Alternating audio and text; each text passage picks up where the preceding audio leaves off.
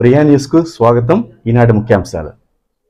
రెండవ రోజు శేషవాహనం చంద్రప్రభ వాహనంపై ఊరేగిన స్వామి అమ్మవార్లు.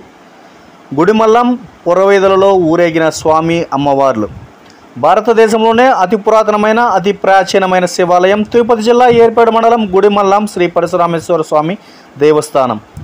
2500 సంవత్సరాల పూర్వం నిర్మించిన ఈ దేవాలయం ప్రతి సంవత్సరంలాగే ఈ సంవత్సరం కూడా మహాశివరాత్రి పర్వదినాన్ని పురస్కరించుకొని విద్యుత్ దీప కాంతులలో శోభాయమానంగా కనిపిస్తుంది.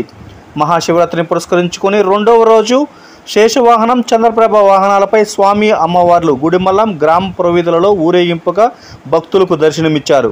ఊరేగింపు సమయంలో గ్రామ భక్తులు స్వామి అమ్మవార్లకు కర్పూర హారతులు సమర్పించారు.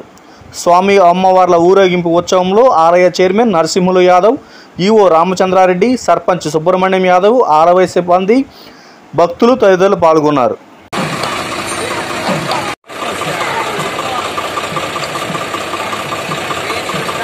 Oh,